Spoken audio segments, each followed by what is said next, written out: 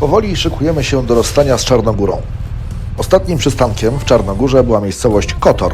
Przepiękny widokowo zjazd do miasta kotorską Serpentyną. Serpentyna znajduje się na drodze P1 i składa się z 16 zakrętów.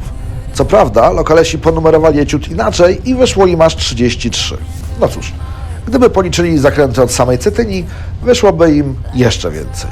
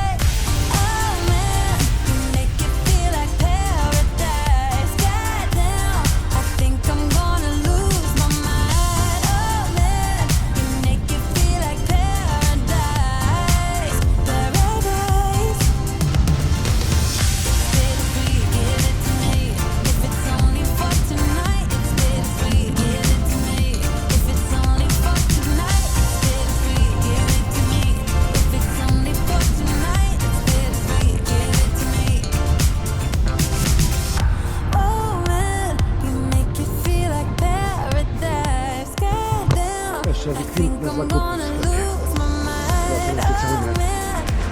Czarnogóra, Francja.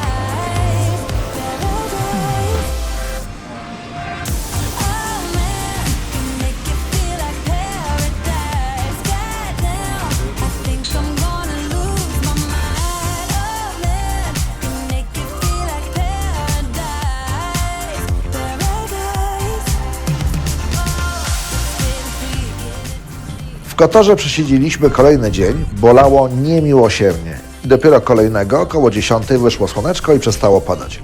Wskoczyliśmy na motocykle i spacerowym tempem pojechaliśmy wzdłuż Zatoki Kotorskiej.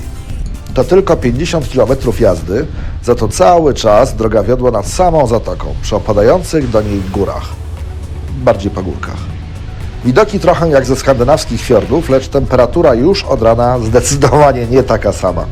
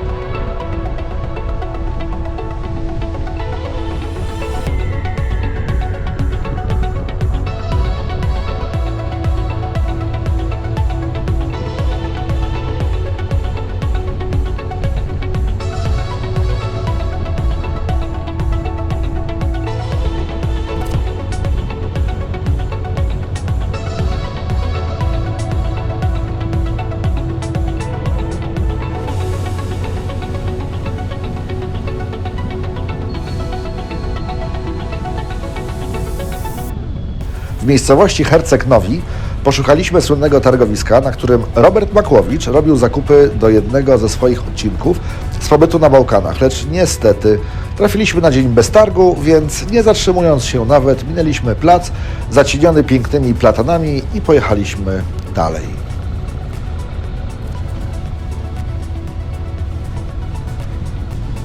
Teraz kierunek Chorwacja. I najpierw opuszczone miasteczko hotelowe w Kupari. Nie jesteśmy kolesiami z urbexu, więc zupełnie nie byliśmy zainteresowani eksplorowaniem ruin, tylko ogarnęliśmy ogrom tego miejsca i tak bardzo upadłe inwestycje z siodła motocykli. Dla zainteresowanych odwiedzeniem tego miejsca podaję nazwę, po której wyszukacie je na mapie i zaplanujecie sobie wizytę w tym miejscu. Szukajcie po Lost Hotel Kupari, Croatia.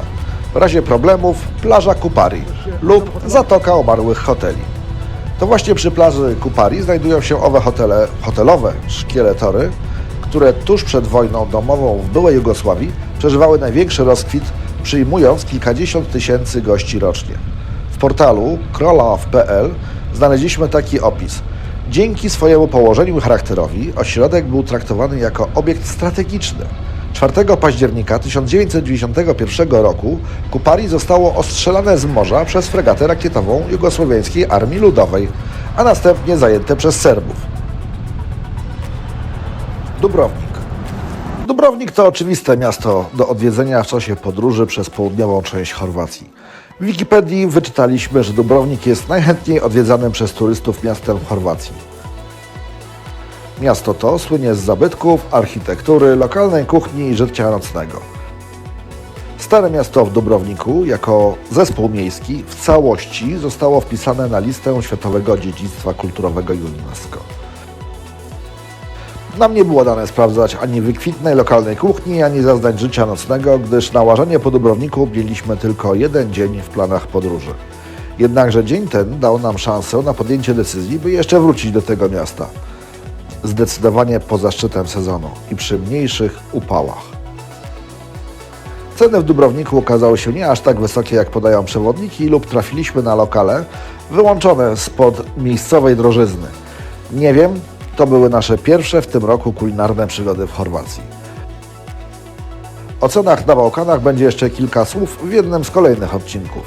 A teraz kilka ujęć z naszego spaceru po Dubrowniku ze znalezioną w sieci bałkańską muzyką.